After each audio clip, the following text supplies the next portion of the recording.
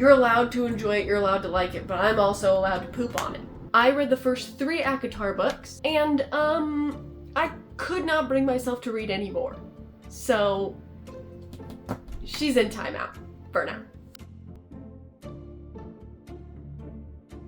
Hello! Welcome to my first YouTube video. This is not a book club. Essentially, my idea for my first few videos is just to talk about books that I've read recently that I have a few qualms with. Not saying these are bad books, not saying these are good books. These are just my opinions about the books. Our first book we're going to be talking about, as you probably noticed from the title, Court of Thorns and Roses. Okay, disclaimer, if you are a Tamlin fan, you're probably not going to want to watch this video. If you are a diehard ACOTAR fan, you're probably not going to want to watch this video. I'm not saying I'm just going to poo on it. But I'm not saying I'm not going to do that either. Because this is not a book club. Okay, this is my opinion. That's my opinion! First things first, is I'm just going to give you a brief summary of ACOTAR before we get into it so that we can be on the same page. Step 1. Feyre kills a wolf. Okay, she's hunting in the woods, sees a wolf, kills it. Step 2. Wolf's a frickin' fairy. Didn't know fairies could do that. The lore's all over the place, but I digress. Step 3. Beast Boy shows up and he's pissed. Oh. Okay, some random giant beast man shows up to Feyre's family home and is like, hey, what the hell, man? You killed my friend. I'm gonna take your life for his life. Step 4. Feyre goes to Fairy Town. Alright? Step 5. Everyone there is an ass. I've got a talking donkey. Right. Well, that's good for 10 shillings. Especially Tamlin. I get that it's kind of supposed to be an enemies to lovers. It's supposed to be a retelling of Beauty and the Beast. He's just an asshole the whole time, pretty much. And then there's like snippets, tidbits of times when he's not, but most of the time he is. Step 6. They get to know each other. They have brief talks. She has more page time with Lucian. And then we get to step 7. Fiddling. There's an actual fiddle, okay, an actual violin played in a specific way, and there's other fiddling that occurs. Step 8. Amarantha is evil. She just shows up and she's evil. Okay, there's little tidbits of things throughout where you're like, who's this random lady? She who must not be named. You're Voldemort. That's Amarantha. She's evil. Okay, step 9. Under the Mountain. This is like the kingdom of Amarantha, where she just does all her stuff. I think Tamlin goes, like, is taken. I will look for you. I will find you. And I will kill you. And then Feyre, like, goes to save it, but I could not tell you. I truly don't remember. They go under the mountain. Stuff happens. Torture. She fights a worm. Tamlin just sits there, does nothing. Step 10, Feyre dies. Feyre dies. Okay. Kill. Every bone in her body smashed to bits. Turned into dust. Okay, she be dead. She no longer has a soul inside of her carcass. What? Sorry, that was aggressive. And then step 11, Amarantha dies. And you're like, hot dang. She dies. She stays dead. And then Feyre undies. Step 12. Feyre undies, gets back into her body, stays alive. And that's pretty much the whole book. All these steps are what happen. Next, we're going to get into characters. And that's going to be fun. Our first character, Tamlin. Also known as Tampon by some people, because the only thing he's good for is being inside of it. First thing, I don't like his name. Tamlin, there's something about it. I don't like. Maybe because it sounds a bit too much like tampon, but number 2. Man needs to get a personality. You know the 2 things he does? He does Feyre, okay? And he does growling. He's either doing Feyre or growling. There's really nothing in between. We don't learn a lot about his backstory. Like, we learn just enough about his backstory in order to kind of understand the curse a little bit. But not enough to be like, wow, okay, I understand this character. There's no depth in his character. If you had a literal cardboard cutout from Target standing next to Feyre the entire book, I would not know the difference. Number 3, the fiddle. I hated the fiddle. And I'm talking about the physical, actual violin that he plays. There's something about it. I hate the scene where she's just dancing in front of him at the party. That makes me want to die. It's horrible. It's mentioned like one time. It was just, by the way, he plays the fiddle, and then it became a whole thing. For like 5 minutes, and then it wasn't a thing anymore. And then how the man knocks under the mountain. While I was reading this, right, I was reading it with somebody at work, and we were discussing at times. Both of us were asking ourselves, is he under a spell? Is there a different curse upon him making so he can't do anything? He sits there in the throne, and you're like, okay, it's because he's trying not to, like, do anything to cause a problem. I don't care, he did nothing, though. Rhys did way more for her under the mountain. He did everything, to be honest. He was the only one playing 4D chess over here. Everybody else is playing freaking backgammon. I don't know. A game that nobody else is playing. That's also easy. I don't know if backgammon's easy. I've never played it.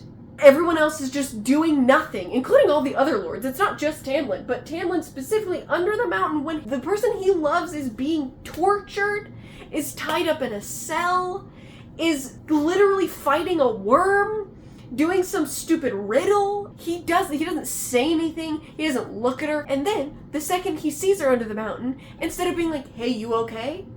Hey, I'm so glad you're alive. No, he slams her against the wall, jams his tongue down her throat, and almost jeopardizes everything. It's very stupid. Honestly, I feel like, am I supposed to hate him immediately? Am I supposed to hate this character? Maybe Sarah J. Maas got like 50% of the way through the book and then was like, oh, what about this mysterious figure? I'm gonna have her be with Rhys. I feel like I at least shouldn't hate the love interest. I should have some conflict, because in the second book, Feyre does have a lot of conflict about how she feels about Tamlin. I should have conflict too, instead of just being like, no, I hate you, go away. And then we have the last thing that I truly hate about Tamlin. The mask. You forget. You're reading the book. Things are happening. Fiddles. And then you're like, oh no, this dude's wearing a stupid ass mask. And it just really punches you in the face every time you think about it. You're like, oh shit, he's wearing a freaking masquerade mask all the time. It's glued to his face. And I guess that's supposed to be like the beast part of him. That's what's hiding his beauty. So like this is the most beautiful part of your face. This section here, I don't get it. I hate the mask. I hate the concept behind the mask. I think it's stupid. Yeah, these are the main things I hate about Tamlin, which just so happens to be everything. So that's the breakdown of Tamlin.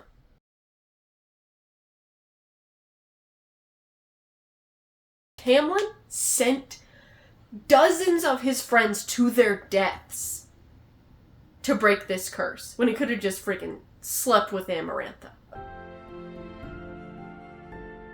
Now we have our main character, Feyre, also known as IBS Girly. Okay? First things first, she's literally a puddle. Okay? Aforementioned IBS. The woman's bowels go watery like 5 times in the book. She sees scary creature, turns into a puddle, bowels go watery. What is that? What does it mean? She pooped herself in the woods. She sees Tamlin, turns into a puddle. In a different way. She never is dry. And I'd appreciate if she would just like get a hold on that. Number 2, painting. Who cares? She didn't need a hobby, or if you're gonna establish a hobby, like make it be something. It was like mentioned in passing. There was no like passion to it. It was just used as like a weird plot device of her randomly being like, I can picture it now. This is how I'd paint this scene. And you're like, what? Number 3. Sheer dumb assery. She's the dumbest person on planet Earth. The amount of people who call her stupid in the book you think is excessive until you get further in the book and you're like, no, she's stupid. I'm gonna give you an example. I printed an example of the worst part of the book that I truly hate. She is being tested under the mountain. There's 3 levers, Kronk. Pull the lever, Kronk. She has to pull the right lever, otherwise Lucian dies. Wrong lever! This is her logic. There are 3 levers. There's also a riddle on the wall. She can't read. Doesn't know the riddle, can't figure it out. How do I pick? This is her logic. I reached a hand toward the levers and stared at the 3 numbers beyond my trembling, tattooed fingers. 1, 2, 3. Roman numerals. Lines 1, 2, 3. They meant nothing to me beyond life and death. She can't even read Roman numerals, apparently. Chance might save me, but... here it is. 2. 2 was a lucky number because that was like Tamlin and me. Just 2 people. 1 had to be bad. Because 1 was like Amarantha or the Adder, solitary beings. 1 was a nasty number. And 3 was too much. It was 3 sisters crammed into a tiny cottage, hating each other until they choked on it, until it poisoned them. 2. It was 2. I could gladly, willingly, fanatically believe in a cauldron and fate if they would take care of me. I believed in 2. Her logic is me plus Tamlin is 2, so lever 2? If Rhys hadn't used her tattoo like a little puppy shock collar, Lucian would be dead. Book would be over, everyone would be done. That was literally, honestly, the worst thing I've ever read. Okay, number 4. Her family sucks. I don't like any of them. Nesta is a shitbag. Elaine, about as much interest as a wet tissue. She does not have a personality. She just sits in the corner while Nesta's like, don't talk to my sister like that. Her dad, piece of shit. He was letting his youngest daughter go out and hunt for the family, the only way for them to receive sustenance, for them to live, while he just, like, treated them all like crap. No. Number 5.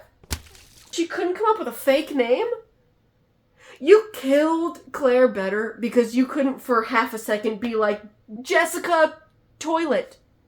Bam, fake name right there. You didn't need to choose a real person's name and have her pinned to a wall. It's fine. Everything's fine. That's all I have to say about Feyre. Don't like her. We have Lucian. I like Lucian, so I'm not gonna poop all over him. Next, we're gonna move on to my issues with the plot. And I have many, so brace yourselves. Plot problems. Okay, I had a lot of issues with the plot in this book. Honestly, the issues get worse in the preceding books. The plot gets even less sensical. But these are just the things I had issues with book 1. Okay, first of all, the map. Have you seen this map? It's the UK. She didn't even try. You know how easy it is to make a fake map? You just take a piece of paper and just scribble. She didn't need to take the UK. I don't understand. Then we also have Feyre hates fairies. This is a big thing about the curse. There's a curse on Tamlin that, first of all, convoluted as hell. But essentially, he has to have a human who genuinely has hatred for fairies in their heart kill a fairy, and then that person has to fall in love with Tamlin within 50 years from the I believe something of that nature. But I don't really believe that Feyre hates fairies. Like, I feel like most humans just had a disdain for fairies, but they were just like happened upon whatever his name is, I don't even remember. The one she murdered. The wolf she skinned, took his pelt to the market, sold it. She just kind of like saw that guy and was like, shit, if I don't kill this guy, he's gonna kill me, and then she killed him. I didn't really see a hatred in the heart situation. I feel like there should have been more of, I don't know, maybe a fairy killed her mom, or like literally anything. There could have been anything that happened that could have made it make more sense for her to qualify for the curse. Fairies can't lie. Called that bullshit immediately. The second I saw it on the page, I was like, that's stupid. Fairies can lie. Of course they can.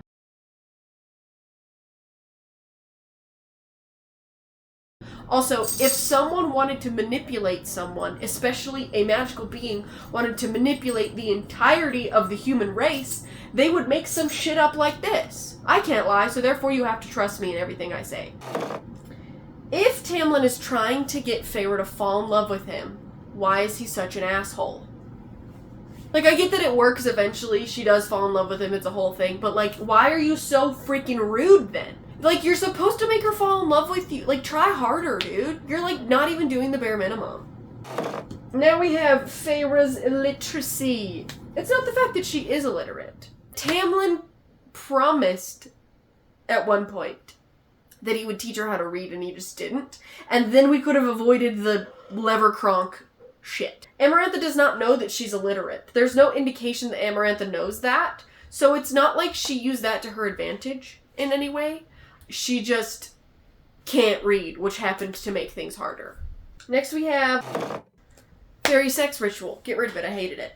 Magical dude is chosen to go make magic by having feral sex with some random person. It's never really explained, it's just kind of like an excuse for them to have a weird sex ritual. The whole entire thing that played out. Feyre went out because she's an idiot, because she doesn't listen to anyone. And then when Tamlin showed up and he was like, you know the kind of things I would have fucking done to you, dude. And then he just bites her? Excuse me?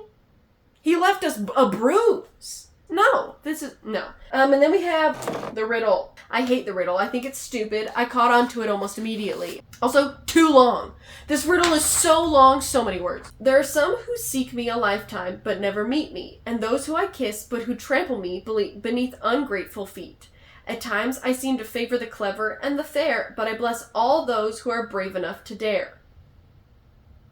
By large, my ministrations are soft-handed and sweet, but scorned I become a difficult beast to defeat. For though each of my strikes lands a powerful blow, when I kill, I do it slow. Way too long of a riddle. I literally, the second I was like, it's gonna be something dumb like unrequited love, guess what? I was correct. I was like, at least it wasn't the power of friendship. You know what I'm saying? And then we have so-called impossible tasks under the mountain.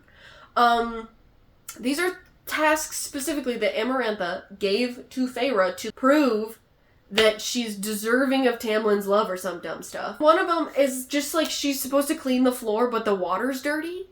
So like, of course the floor's not gonna get clean. And then Lucian's mom shows up and is like, oh my gosh, thanks for saving my son from death. I'll clean this water for you. And she like magic fairy cleans the water so Feyre can use it. Wouldn't Amarantha be like, you're not allowed to get outside help, you got help, I'm gonna kill you? I don't know. Rhys is the only smart one in this entire book. All the other High Lords are twiddling their thumbs. I get that Amarantha's supposed to be like all powerful and whatnot, and she stole all of their powers, but some of them still have enough power to like do some stuff. We also have Tamlin's plot armor heart. His heart is literally made of stone. That's how he doesn't die. The last trial, Feyre was supposed to just murder 3 people. First person, little thing comes off the head, stabs him in the heart, he's dead. She's dead, whoever. Second person, same thing. She's like, I'm conflicted. Oh well, stabs him. Then you have number 3 turns out to be Tamlin. But conveniently enough, Tamlin has a heart made of stone because of the curse, which also is not really explained. The curse, again, is very convoluted. Very much doesn't make a lot of sense. I thought the mask was part of the curse, but it wasn't. That was just like Amarantha being a butthole. They went to a masquerade ball, and she was like, that's glued to your face now. But that's not part of the curse. That was like a separate thing. For some reason, Tamlin's heart is made of literal stone. So when Feyre tries to stab him, he doesn't die. Okay, here's another thing. Amarantha makes no sense. If I had placed a curse and I had decided that if someone does not find love or whatever in 50 years, they are cursed forever or whatever. If the deadline's in like 3 days, and the only person who could possibly help to break that curse shows up at my doorstep, I'm killing them. They're dead. Head gone. Like, she's so powerful, but she's so stupid. Everyone's stupid, including Amarantha. She doesn't make any sense. And then, at the last but not least thing that I have, Tamlin just rips Amarantha's head off. Which tells me that he didn't need to break the curse to kill her. The way that he killed her could have been done at any point. So those are like the main plot things. That was our little, this is not a book club, this is my opinion. If there's things that I missed, there's probably plenty that I missed, because I don't remember everything about this book. Feel free to leave in the comments, feel free to tell me that I'm wrong, feel free to tell me that you love Tamlin for whatever reason, that's fine. Once again, this is not a book club. This is just my opinion.